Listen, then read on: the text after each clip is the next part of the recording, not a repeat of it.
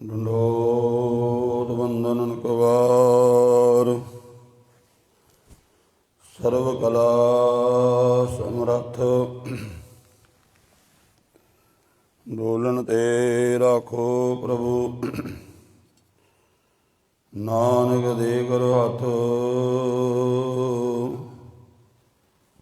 ਅਗਮ ਅਗੋਚਰ ਸੱਚ ਸਾਹਿਬ ਮੇਰਾ ਨਾਨਕ ਬੋਲੇ ਬੁਲਾਇਆ ਤੇਰਾ ਜੀਤਾ ਜੀਓ ਕਨ ਸਭ ਤੇਰਾ ਤੂੰ ਅੰਤਰਜਾਮੀ ਪੁਰਖ ਭਗਵਾਨ ਦਾਸਨ ਦਾਸ ਕਹੇ ਜਨ ਨਾਨਕ ਜੇ ਆ ਤੂੰ ਕਰਾਏ ਤੇ ਆਉ ਕਰੀ ਵਖਿਆਨ ਸਤਨਾਮ ਸ੍ਰੀ ਵਾਹਿਗੁਰੂ ਸਾਹਿਬ ਜੀ।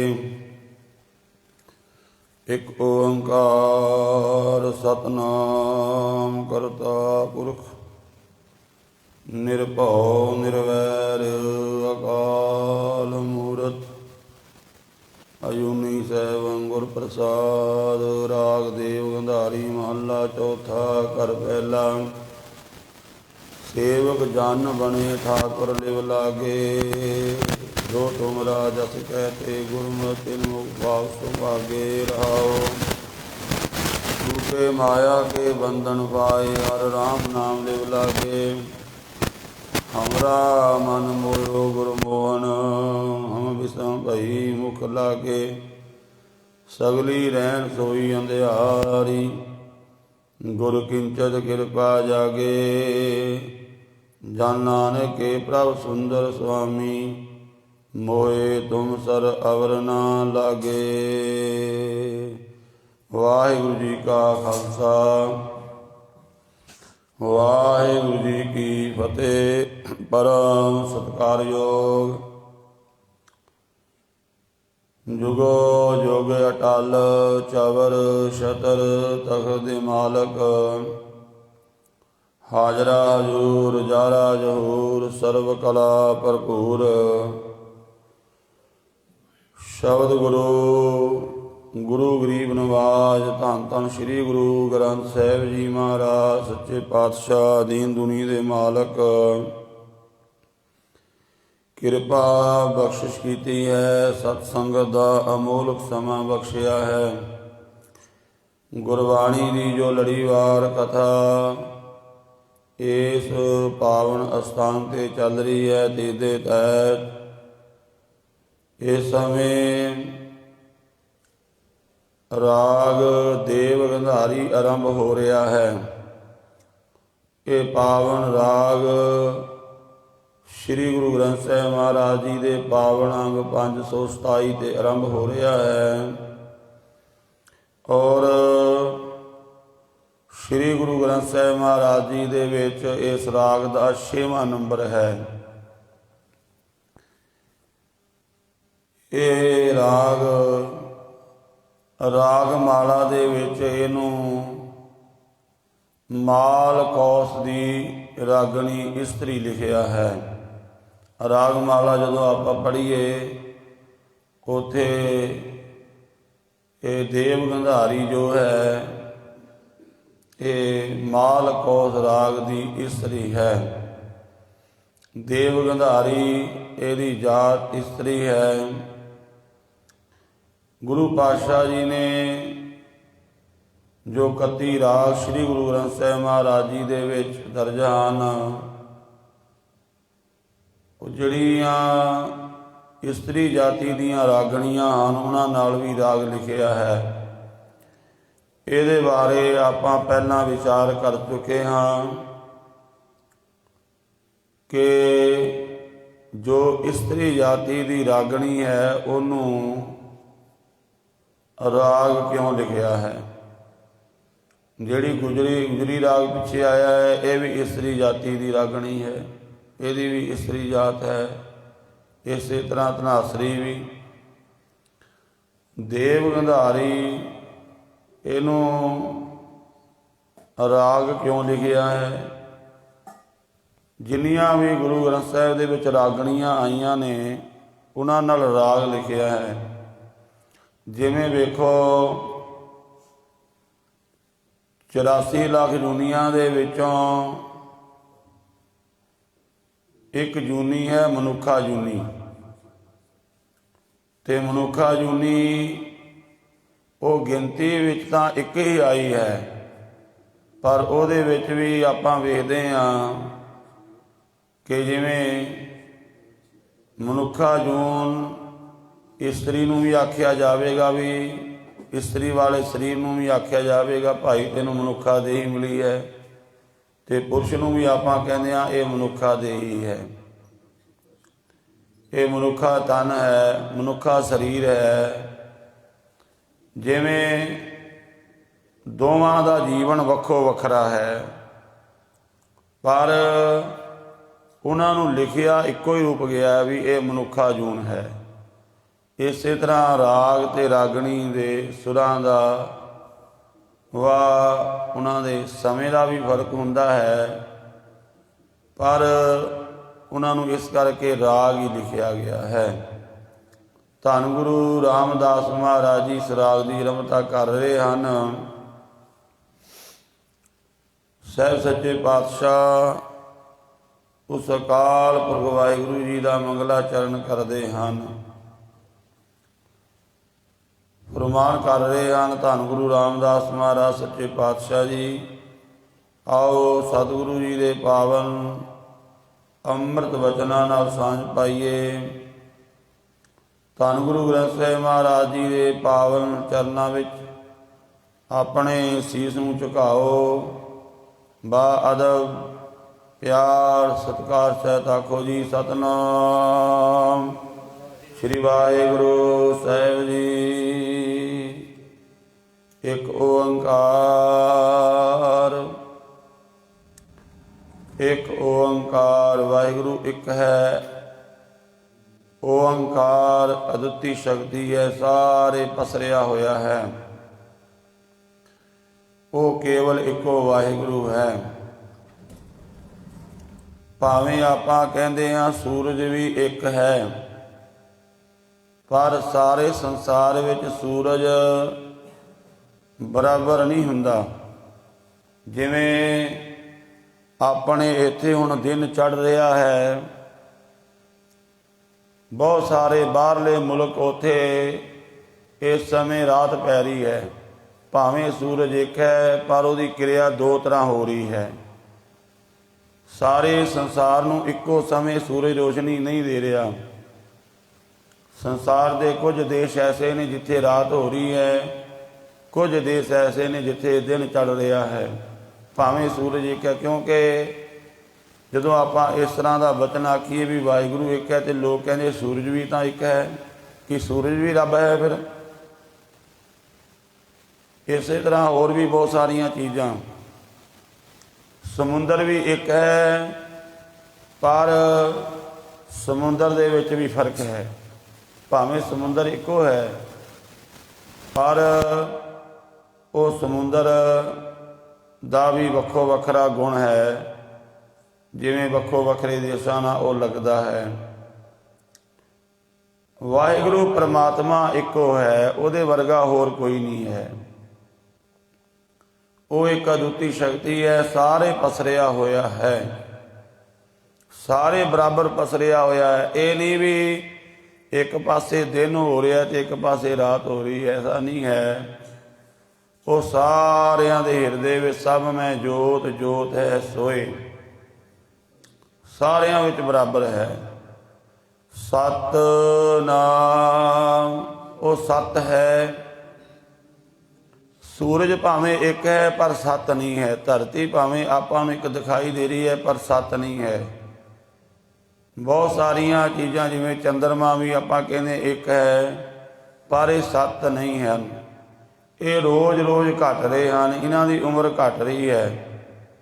ਦਿਨ ਰਵ ਚੱਲੇ ਨਿਸਸਰੈ, ਤਾਰਕਾ ਲੱਖ ਪਲੋਏ, ਮੁਕਾਮ ਉਹੀ ਏਕ ਹੈ, ਨਾਨਕਾ ਸੱਚ ਬੁਗੋਏ। ਮਹਾਰਾਜ ਕਹਿੰਦੇ ਘਟੰਤ ਰਵ ਘਟੰਤ ਸਸਿਅਰ, ਇਹ ਸਾਰੇ ਘਟ ਰਹੇ ਹਨ, ਰੋਜ਼ ਰੋਜ਼ ਇਹਨਾਂ ਦੀ ਮੌਤ ਹੋ ਰਹੀ ਹੈ। ਵਾਹਿਗੁਰੂ ਸਤ ਹੈ ਸਦੀਵੀ ਕਾਲ, ਸਤ ਜੋ ਸਦਾ ਰਹੇ। ਨਾਮ ਮਹਾਰਾਜ ਕਹਿੰਦੇ ਉਹਦਾ ਨਾਮ ਹੈ ਉਸਦਾ। ਨਾਮ ਤਾਂ ਆਪਾਂ ਵੇਖਦੇ ਹਾਂ ਸਾਰਿਆਂ ਦੇ ਹਨ, ਪਰ ਉਹਨਾਂ ਨਾਮਾਂ ਵਿੱਚ ਪਾਵਰ ਨਹੀਂ ਹੈ। ਆਪਾਂ ਨੂੰ ਦੁੱਖ ਵਿਪਤਾ ਪੈ ਜੇ, ਆਪਾਂ ਕਿਸੇ ਬੰਦੇ ਦਾ ਨਾਮ ਲਈ ਜਾਈਏ, ਜਪੀ ਚੱਲੀਏ, ਸਾਡੇ ਦੁੱਖ ਨਹੀਂ ਘਟਣਗੇ। ਮਨੁੱਖ ਜਮਾਂ ਦੇ ਵਸ ਪੈ ਜਾਵੇ, ਜਮ ਨਹੀਂ ਛੱਡਣਗੇ। ਪਰ ਮਹਾਰਾਜ ਕਹਿੰਦੇ ਵਾਹਿਗੁਰੂ ਦਾ ਨਾਮ ਉਹ ਸਾਡੇ ਦੁੱਖਾਂ ਨੂੰ ਦੂਰ ਕਰਨ ਵਾਲਾ ਹੈ। ਨਾਮ ਤਾਂ ਸਾਰਿਆਂ ਦੇ ਹਨ, ਪਰ ਇਹ ਨਾਮ ਪਾਵਰ ਵਾਲੇ ਨਹੀਂ ਹਨ। ਜਿਵੇਂ ਆਪਾਂ ਵੇਖਦੇ ਹਾਂ, ਕੋਈ MLA ਬਣ ਗਿਆ, ਉਹਦਾ ਨਾਮ ਤਾਂ ਉਹਦਾ ਵੀ ਹੈ, ਪਰ ਉਹਦੇ ਨਾਮ ਵਿੱਚ ਹੁਣ ਪਾਵਰ ਆ ਗਈ। ਉਸੇ ਨਾਮ ਦਾ ਹੋਰ ਕੋਈ ਬੰਦਾ ਸ਼ਹਿਰ ਵਿੱਚ ਤੁਰਿਆ ਫਿਰੇ, ਕੋਈ ਨਹੀਂ ਉਹਨੂੰ ਪੁੱਛਦਾ। ਤੇ ਇੱਕ ਬੰਦੇ ਦੇ ਨਾਮ ਲਿਆ, ਜਿਹੜੇ ਸਿਪਾਹੀ ਨੇ ਜਾਂ ਹੋਰ ਵੀ ਮਹਿਕਮੇ ਦਫ਼ਤਰ ਦੇ ਵਿੱਚ ਕੰਮ ਲੋਕ ਕਰਦੇ, ਉਹਨਾਂ ਕੋਲ ਜਾ ਕੇ ਨਾਮ ਲਓ ਵੀ ਮੈਨੂੰ MLA ਨੇ ਭੇਜਿਆ ਹੈ, ਤੇ ਉਹ ਸਤਿਕਾਰ ਕਰਦੇ ਨੇ। ਵਾਹਿਗੁਰੂ ਦਾ ਨਾਮ, ਭਾਵੇਂ ਦੁਨੀਆ ਸਾਰੀਆਂ ਚੀਜ਼ਾਂ ਦੇ ਨਾਮ ਨੇ, ਪਰ ਸਾਡੇ ਨਾਮਾਂ ਵਿੱਚ ਪਾਵਰ ਨਹੀਂ। ਵਾਹਿਗੁਰੂ ਦੇ ਨਾਮ ਦੇ ਵਿੱਚ ਪਾਵਰ ਹੈ। ਉਹਦਾ ਨਾਮ, ਇਸ ਕਰਕੇ ਉਹਦਾ ਨਾਮ ਹੀ ਹੈ। ਕਰਤਾ, ਉਹ ਸਾਰੀ ਸ੍ਰਿਸ਼ਟੀ ਦਾ ਕਰਤਾ ਹੈ, ਸਾਰਾ ਕੁਝ ਬਣਾਉਣ ਵਾਲਾ ਹੈ। ਪੁਰਖ ਸਾਰਿਆਂ ਵਿੱਚ ਪੂਰਿਆ ਹੋਇਆ ਹੈ। ਨਿਰਭਉ, ਉਹਨੂੰ ਕਿਸੇ ਤੋਂ ਭਉ ਨਹੀਂ ਲੱਗਦਾ, ਡਰ ਨਹੀਂ ਲੱਗਦਾ। ਹਰ ਕੋਈ ਡਰਦਾ ਹੈ, ਪਰ ਇੱਕ ਵਾਹਿਗੁਰੂ ਹੈ ਜਿਹੜਾ ਕਿਸੇ ਦੇ ਭਉ ਵਿੱਚ ਨਹੀਂ ਹੈ। ਉਹ ਨਿਰਭਉ ਹੈ, ਉਹਨੂੰ ਡਰ ਨਹੀਂ ਲੱਗਦਾ। ਨਿਰਵੈਰ, ਉਹਦਾ ਕਿਸੇ ਨਾਲ ਵੈਰ ਨਹੀਂ ਹੈ। ਉਹ ਸਾਰਿਆਂ ਨਾਲ ਬਰਾਬਰ ਵਰਤਦਾ ਹੈ। ਇਹ ਗੱਲ ਵੱਖਰੀ ਹੈ ਕਿ ਮਨੁੱਖ ਨੂੰ ਸਮਝ ਨਹੀਂ ਹੈ, ਪਰਮਾਤਮਾ ਦਾ ਕਿਸੇ ਨਾਲ ਵੈਰ ਨਹੀਂ ਹੈ। ਅਕਾਲ ਮੂਰਤ, ਅਕਾਲ ਹੈ, ਕਾਲ ਤੋਂ ਰਹਿਤ ਹੈ, ਉਹਦੇ ਤੇ ਕਾਲ ਦਾ ਅਸਰ ਨਹੀਂ ਹੈ। ਮੂਰਤ ਮੈਨੇ ਹੈ ਸਰੂਪ, ਉਹ ਐਵੇਂ ਕੋਈ ਮਿੱਥਿਆ ਹੋਇਆ ਨਹੀਂ, ਉਹਦੀ ਕੋਈ ਕਲਪਨਾ ਨਹੀਂ ਕੀਤੀ ਹੋਈ। ਉਹਦਾ ਸਰੂਪ ਹੈ, ਉਹਦੀ ਹਸਤੀ ਹੈ, ਪਰ ਉਹ ਸਾਡੇ ਕੋਲ ਦੇਖਣ ਵਾਲੀ ਅੱਖ ਨਹੀਂ ਹੈ। ਵਾਹਿਗੁਰੂ ਦੀ ਹਸਤੀ ਹੈ, ਉਹਦਾ ਸਰੂਪ ਹੈ, ਪਰ ਉਹ ਸਾਡੇ ਕੋਲ ਵੇਖਣ ਵਾਲਾ ਜਿਹੜਾ ਹੈ ਗਿਆਨ ਸੋਝੀ, ਉਹ ਨਹੀਂ ਹੈ। ਅਜੂਨੀ, ਉਹ ਜੂਨੀਆਂ ਤੋਂ ਰਹਿਤ ਹੈ, ਜੂਨਾਂ ਵਿੱਚ ਨਹੀਂ ਆਉਂਦਾ। ਬਾਣੀ ਵਿੱਚ ਇਹ ਵੀ ਲਿਖਿਆ, ਮਹਾਰਾਜ ਕਹਿੰਦੇ ਕਿ ਸਗਲ ਪਰਾਧ ਲੋਹ ਦਰੋਨੀ, ਸੋ ਮੁਖ ਜਲੋ ਜੁਤ ਕਹਿ ਠਾਕਰ ਜੋਨੀ। ਉਹ ਮੂੰਹ ਹੀ ਸੜ ਜਾਵੇ ਜਿਹੜਾ ਕਹਿੰਦਾ ਰੱਬ ਜੰਮ ਪਿਆ ਤੇ ਰੱਬ ਮਰ ਗਿਆ। ਪਰਮਾਤਮਾ ਜੂਨਾਂ ਵਿੱਚ ਨਹੀਂ ਆਉਂਦਾ। ਸਹਿਭੰਗ, ਉਹਦਾ ਕਰਤਾ ਕੌਣ ਹੈ? ਤਾਂ ਮਹਾਰਾਜ ਕਹਿੰਦੇ ਉਹ ਸਵੈ ਪ੍ਰਕਾਸ਼ਮਾਨ ਹੈ, ਉਹਦਾ ਕੋਈ ਕਰਤਾ ਨਹੀਂ ਹੈ। ਆਪੀ ਨੇ ਆਪ ਸਾਜਿਓ, ਆਪੀ ਨੇ ਰਚਿਓ ਨਾਮ, ਦੂਈ ਕੁਦਰਤ ਸਾਜੀਐ, ਘਰ ਆਸਣ ਡਿਠੋ ਚਾਓ। ਐਸੇ ਵਾਹਿਗੁਰੂ ਨੂੰ ਜੀਵ ਨੇ ਮਿਲਣਾ ਹੈ। ਮਿਲਣ ਦਾ ਤਰੀਕਾ ਗੁਰ ਪ੍ਰਸਾਦ, ਗੁਰੂ ਦੀ ਕਿਰਪਾ ਨਾਲ ਵਾਹਿਗੁਰੂ ਮਿਲਦਾ ਹੈ। ਗੁਰ ਪ੍ਰਸਾਦ ਦਾ ਅਰਥ ਵਿਦਵਾਨ ਇਹ ਵੀ ਕਰਦੇ ਨੇ, ਗੁਰ ਮੈਨੇ ਵੱਡਾ, ਪ੍ਰਸਾਦ ਕਿਰਪਾ ਰੂਪ ਹੈ। ਵਾਹਿਗੁਰੂ ਬਹੁਤ ਵੱਡੀ ਕਿਰਪਾ ਵਾਲਾ ਹੈ। ਜੀਵ ਜਿੰਨਾ ਸਿਮਰਨ ਉਹਦੇ ਕਰੇਗਾ, ਉਹਦੀ ਓਨੀ ਕਿਰਪਾ ਲੈ ਸਕਦਾ ਹੈ। ਉਹਦੇ ਘਰ ਘਾਟਾ ਕੋਈ ਨਹੀਂ ਹੈ। ਜਿੰਨਾ ਮਰਜ਼ੀ ਆਪਣੇ ਭਾਂਡੇ ਨੂੰ ਵੱਡਾ ਕਰ ਲਵੋ, ਉਹ ਓਨੀਆਂ ਹੀ ਦਾਤਾਂ ਦੇ ਦੇਗਾ। ਭਾਂਡਾ ਵੱਡਾ ਕਿਵੇਂ ਹੋਏਗਾ? ਕੋਈ ਬੰਦਾ ਵੱਡਾ ਕਿਵੇਂ ਬਣਦਾ ਹੈ? ਜਦੋਂ ਉਹ ਧਨ ਨੂੰ ਇਕੱਠਾ ਕਰਦਾ। ਦੁਨੀਆ ਵਿੱਚ ਵੱਡਾ ਬੰਦਾ ਕਿਵੇਂ ਬਣਦਾ ਹੈ? ਕੱਦ ਕਰਕੇ ਨਹੀਂ, ਰੂਪ ਰੰਗ ਕਰਕੇ ਨਹੀਂ, ਉਹ ਵੱਡਾ ਬਣਦਾ ਹੈ ਜਦੋਂ ਉਹ ਧਨ ਇਕੱਠਾ ਕਰਦਾ, ਜਦੋਂ ਗੁਣ ਇਕੱਠੇ ਕਰਦਾ ਹੈ, ਜਦੋਂ ਉੱਚੀ ਵਿੱਦਿਆ ਲੈਂਦਾ ਹੈ। ਅਤੇ ਲੋਕ ਕਹਿੰਦੇ ਇਹ ਵਿੱਦਿਆ ਦੇ ਵਿੱਚ ਬੜਾ ਉੱਚਾ ਹੈ। ਇਹ ਗੁਣਾਂ ਦੇ ਵਿੱਚ ਬੜਾ ਵੱਡਾ ਹੈ। ਇਹ ਬੰਦਾ ਜੀ ਬਹੁਤ ਵੱਡਾ ਬੰਦਾ ਹੈ। ਕਿਉਂ ਜੀ? ਇਹਦੀਆਂ ਕਈ ਕੋਠੀਆਂ ਨੇ, ਅਰਬਾਂ ਖਰਬਾਂ ਪਤੀ, ਬੜੀ ਜ਼ਮੀਨ ਜਾਇਦਾਦ ਪ੍ਰੋਪਰਟੀ ਹੈ। ਵੱਡਾ ਕਾਹਦੇ ਕਰਕੇ ਹੈ? ਪ੍ਰੋਪਰਟੀ ਕਰਕੇ। ਕਿਸੇ ਵੀ ਤਰ੍ਹਾਂ ਦੀ ਉਹਦੇ ਕੋਲ ਪ੍ਰੋਪਰਟੀ ਹੈ। ਕੋਈ ਕਿਸੇ ਕਲਾ ਵਿੱਚ ਵੱਡਾ ਹੈ। ਇਸੇ ਤਰ੍ਹਾਂ ਆਪਾਂ ਆਪਣੇ ਹਿਰਦੇ ਦੇ ਭਾਂਡੇ ਨੂੰ ਵੱਡਾ ਕਿਵੇਂ ਕਰਾਂਗੇ? ਬੰਦਗੀ ਦੇ ਨਾਲ। ਜਿੰਨੀ ਕੋਈ ਜ਼ਿਆਦਾ ਬੰਦਗੀ ਕਰੇਗੀ ਓਨਾ ਵੱਡਾ ਭਾਂਡਾ ਹੋ ਜਾਵੇਗਾ, ਓਨੀਆਂ ਜ਼ਿਆਦੀਆਂ ਬਰਕਤਾਂ ਉਹਨੂੰ ਰੱਬ ਵੱਲੋਂ ਮਿਲ ਜਾਂਦੀਆਂ ਨੇ। ਗੁਰ ਪ੍ਰਸਾਦ, ਉਹ ਗੁਰ ਹੈ ਵੱਡਾ ਸਭ ਤੋਂ। ਪ੍ਰਸਾਦ ਕਿਰਪਾ ਰੂਪ ਹੈ, ਗੁਰੂ ਦੀ ਕਿਰਪਾ ਨਾਲ ਮਿਲਦਾ ਹੈ। ਰਾਗ ਦੇਵ ਗੰਧਾਰੀ ਮਹੱਲਾ ਚੌਥਾ, ਘਰ ਪਹਿਲਾ। ਰਾਗ ਦੇਵ ਗੰਧਾਰੀ, ਚੌਥੇ ਪਾਤਸ਼ਾਹ ਧੰਨ ਗੁਰੂ ਰਾਮਦਾਸ ਜੀ ਮਹਾਰਾਜ। ਇਹ ਸ਼ਬਦ ਪਹਿਲੇ ਘਰ ਵਿੱਚ ਸੁਰ ਤਾਲ ਦੇ ਅਨੁਸਾਰ ਗਾਉਣ ਦਾ ਹੁਕਮ ਕਰ ਰਹੇ ਹਨ। ਸੇਵਕ ਜਨ ਬਣੇ ਠਾਕੁਰ ਲਿਵ ਲਾਗੇ। ਮਹਾਰਾਜ ਕਹਿੰਦੇ ਇੱਥੇ ਪਹਿਲੇ ਸ਼ਬਦ ਵਿੱਚ ਵੀ ਇਹ ਕਿਰਪਾ ਕੀਤੀ ਹੈ। ਸੇਵਕ ਜਨ ਬਣੇ ਠਾਕੁਰ ਲਿਵ ਲਾਗੇ। ਜਦੋਂ ਕੋਈ ਸੇਵਕ ਸੇਵਾ ਕਰੀ ਜਾਂਦਾ ਹੈ, ਸਿਮਰਨ ਕਰੀ ਜਾਂਦਾ ਹੈ, ਤਾਂ ਉਹ ਵਾਹਿਗੁਰੂ ਦਾ ਜਨ ਬਣ ਜਾਂਦਾ ਹੈ, ਵਾਹਿਗੁਰੂ ਦਾ ਪਿਆਰਾ ਬਣ ਜਾਂਦਾ ਹੈ। ਜਿਨ੍ਹਾਂ ਦੇ ਅੰਦਰ ਵਾਹਿਗੁਰੂ ਦੀ ਲਿਵ ਲੱਗੀ ਹੈ, ਇੱਕ ਦਿਨ ਉਹ ਵਾਹਿਗੁਰੂ ਦੇ ਘਰ ਵਿੱਚ ਕਬੂਲ ਹੋ ਜਾਂਦੇ ਨੇ। ਤੇ ਫਿਰ ਸਾਰੀ ਦੁਨੀਆ ਕਹਿੰਦੀ ਹੈ ਵੀ ਇਹ ਰੱਬ ਦਾ ਭਗਤ ਹੈ। ਜੋ ਤੁਮਰਾ ਜਸ ਕਹਤੇ ਗੁਰਮਤਿ ਤਿਨ ਮੁਖ ਭਾਗ ਸੁਭਾਗੇ। ਹੇ ਵਾਹਿਗੁਰੂ, ਜਿਹੜੇ ਤੇਰਾ ਜਸ ਗਾਉਂਦੇ ਨੇ ਗੁਰੂ ਦੀ ਮੱਤ ਦੇ ਨਾਲ, ਉਹ ਵੱਡਿਆਂ ਭਾਗਾਂ ਵਾਲੇ, ਸ੍ਰੇਸ਼ਟ ਭਾਗਾਂ ਵਾਲੇ ਹਨ। ਉਹਨਾਂ ਦੇ ਮੁਖ ਸਭ ਨਾਲੋਂ ਸੋਹਣੇ ਹਨ। ਜੋ ਤੁਮਰਾ ਜਸ ਕਹਤੇ ਗੁਰਮਤਿ ਤਿੰਨ ਮੁਖ ਭਾਗ ਸੁਭਾਗੇ। ਉਹਨਾਂ ਦੇ ਮੁਖ ਭਾਗਾਂ ਵਾਲੇ ਨੇ, ਉਹਨਾਂ ਦੇ ਮੁਖ ਸੋਹਣੇ ਹਨ, ਸ੍ਰੇਸ਼ਟ ਭਾਗਾਂ ਵਾਲੇ ਹਨ। ਰਹਾਓ, ਵਿਸ਼ਰਾਮ ਦੇ ਕੇ ਗੁਰੂ ਰਾਮਦਾਸ ਮਹਾਰਾਜ ਕਿਰਪਾ ਕਰਦੇ ਨੇ। ਟੂਟੇ ਮਾਇਆ ਕੇ ਬੰਧਨ ਵਾਏ, ਹਰਿ ਰਾਮ ਨਾਮ ਲਿਵ ਲਾਗੇ। ਜਿਨ੍ਹਾਂ ਦੀ ਲਿਵ ਵਾਹਿਗੁਰੂ ਦੇ ਨਾਮ ਵਿੱਚ ਲੱਗੀ ਹੈ, ਉਹਨਾਂ ਦੇ ਸਾਰੇ ਮਾਇਆ ਦੇ ਫਾਹੇ ਜਿਹੜੇ ਟੁੱਟ ਜਾਂਦੇ ਹਨ। ਜਿਹੜੇ ਮਾਇਆ ਦੇ ਬੰਧਨ ਪਏ ਹਨ, ਮਾਇਆ ਦੇ ਫਾਹੇ ਕੀ ਹਨ? ਪਹਿਲਾਂ ਸਾਨੂੰ ਇਹ ਸਮਝਣਾ ਪਵੇਗਾ ਮਾਇਆ ਦੇ ਬੰਧਨ ਕੀ ਹਨ। ਸੰਸਾਰ ਨੂੰ ਮੈਲਾ ਵੇਖਣਾ, ਮੈਲੀ ਦ੍ਰਿਸ਼ਟੀ ਨਾਲ ਵੇਖਣਾ, ਇਹ ਮਾਇਆ ਦਾ ਬੰਧਨ ਹੈ। ਪਰਿਵਾਰ ਦਾ ਮੋਹ, ਇਹ ਸੰਸਾਰ ਮਾਇਆ ਦਾ ਬੰਧਨ ਹੈ। ਇਸ ਦੇਹੀ ਦਾ ਮੋਹ, ਇਹ ਵੀ ਮਾਇਆ ਦਾ ਬੰਧਨ ਹੈ। ਇਹ ਅਨੇਕ ਤਰ੍ਹਾਂ ਦੇ ਬੰਧਨ ਨੇ ਮਾਇਆ ਦੇ। ਮਹਾਰਾਜ ਕਹਿੰਦੇ ਇਹ ਸਾਰੇ ਟੁੱਟ ਜਾਂਦੇ ਨੇ ਜਦੋਂ ਜੀਵ ਰੱਬ ਦਾ ਨਾਮ ਜਪਦਾ ਹੈ।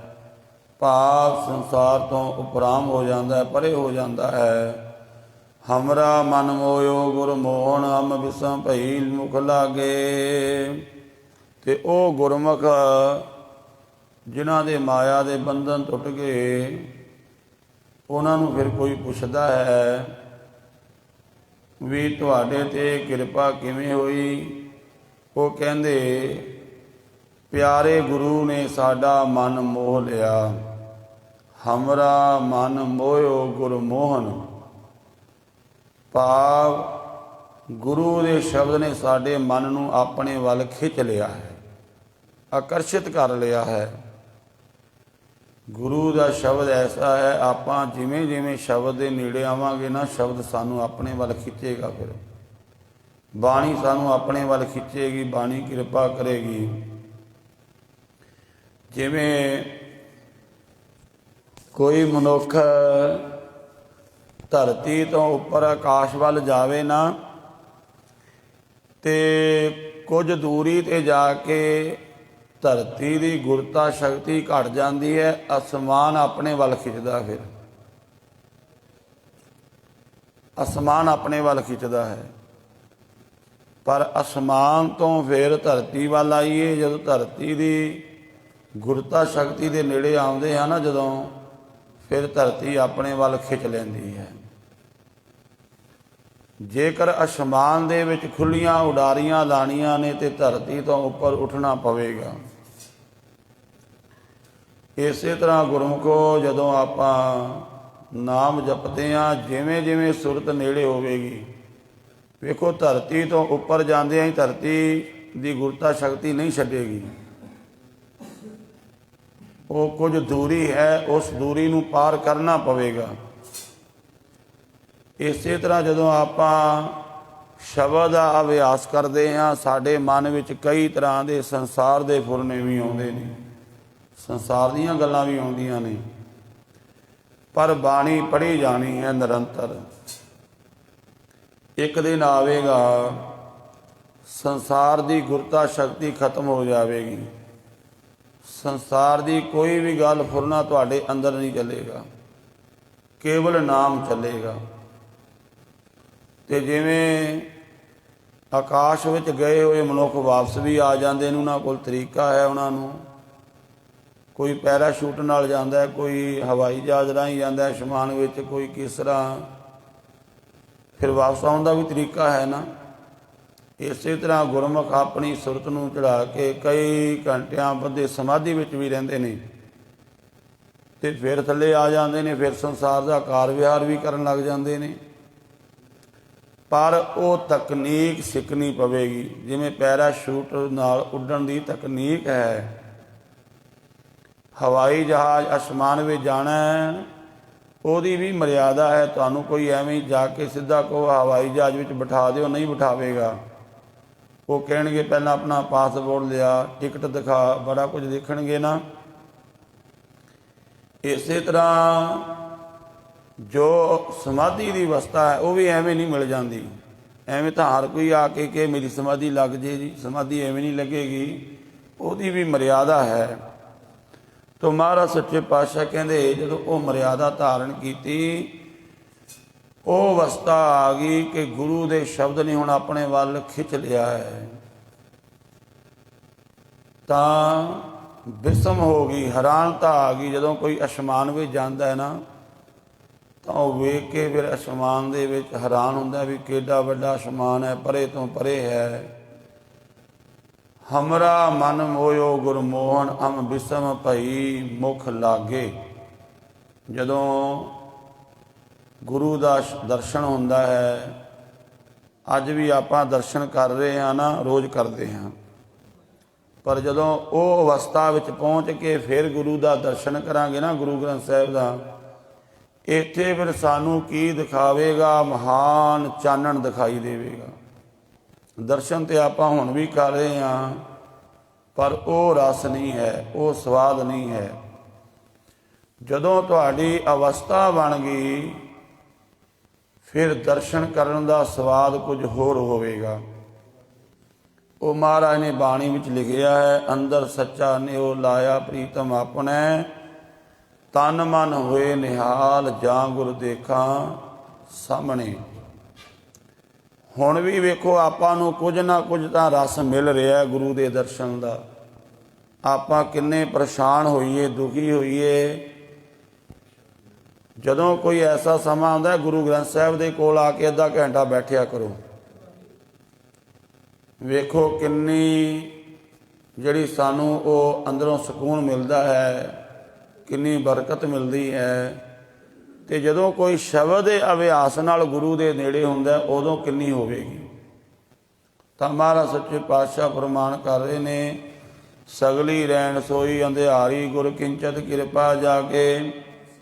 ਮੇਰੀ ਪਹਿਲੀ ਉਮਰ ਰਾਤ ਰੂਪੀ ਉਮਰ ਹਨੇਰੇ ਵਿੱਚ ਹੀ ਲੰਘ ਗਈ। ਜਦੋਂ ਸੁਰਤ ਜਾਗਦੀ, ਸ਼ਬਦ ਦਾ ਰਸ ਆਉਂਦਾ, ਫਿਰ ਬੰਦਾ ਕਹਿੰਦਾ ਮੈਂ ਇੰਨੀ ਉਮਰ ਐਵੇਂ ਵਿਅਰਥ ਗਵਾ ਦਿੱਤੀ। ਪਹਿਲਾਂ ਕਿਉਂ ਨਾ ਅੰਮ੍ਰਿਤ ਛਕ ਲਿਆ, ਪਹਿਲਾਂ ਕਿਉਂ ਨਾ ਬਾਣੀ ਪੜ੍ਹਨ ਲੱਗ ਪਿਆ। ਮੇਰੇ ਕਿੰਨੇ ਮਾੜੇ ਭਾਗ, ਇੰਨੀ ਉਮਰ ਵਿਅਰਥ ਲੰਘ ਗਈ ਹੈ। सगली रैन सोई अंधियारी। गुर किंचत कृपा जागे। गुरु दे कोल आए, गुरु ने कृपा कर दी, जाग गए। जिमें हुण एक ਜਿਹੜੇ ਦਿੱਲੀ ਮੋਰਚਾ ਲੱਗਾ ਸੀ ਕਿਸਾਨਾਂ ਵੱਲੋਂ, ਇੱਕ ਡਾਕਟਰ ਸਵੈਮਾਨ ਸਿੰਘ ਹੈ, ਅਮਰੀਕਾ ਤੋਂ ਆਇਆ। ਉਹ ਪਹਿਲਾਂ ਕਲੀਨ ਸ਼ੇਵ ਸੀ, ਤੁਸੀਂ ਦੇਖਿਆ ਉਹਨਾਂ ਦੀਆਂ ਤਸਵੀਰਾਂ ਵੀ। ਪਰ ਇੱਥੇ ਜਦੋਂ ਸੰਗਤ ਕੀਤੀ, ਉਹ ਗੁਰੂ ਦੀ ਕਿਰਪਾ ਦਾ ਰੰਗ ਲੱਗ ਗਿਆ। ਹੁਣ ਸਰਦਾਰ ਬਣ ਗਿਆ, ਹੁਣ ਲੋਕਾਂ ਭਲਾਈ ਦੇ ਕਿੰਨੇ ਕਾਰਜ ਕਰ ਰਿਹਾ ਹੈ। ਅਮਰੀਕਾ ਲੋਕ ਜਾਣ ਨੂੰ ਤਰਸਦੇ ਨੇ, ਉਹ ਛੱਡ ਕੇ ਇੱਥੇ ਆ ਗਿਆ ਹੈ।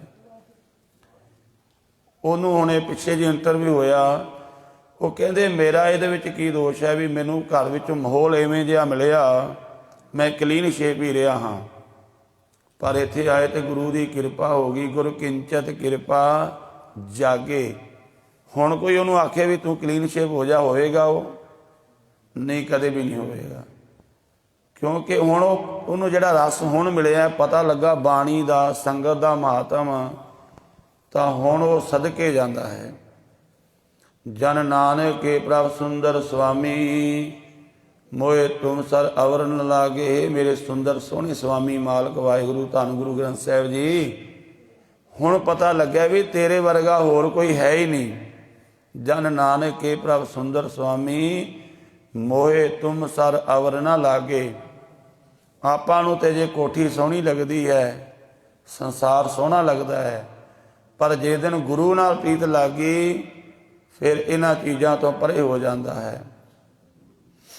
ਫਿਰ ਉਹਨੂੰ ਗੁਰੂ ਦੀ ਮਹਾਨਤਾ ਦਾ ਪਤਾ ਲੱਗ ਜਾਂਦਾ ਹੈ। ਇਸ ਤਰ੍ਹਾਂ ਧੰਨ ਗੁਰੂ ਰਾਮਦਾਸ ਮਹਾਰਾਜ ਕਿਰਪਾ ਕੀਤੀ ਹੈ।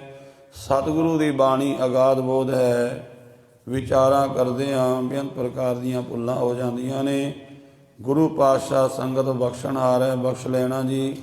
ਵਾਹਿਗੁਰੂ ਜੀ ਕਾ ਖਾਲਸਾ, ਵਾਹਿਗੁਰੂ ਜੀ ਕੀ ਫਤਿਹ।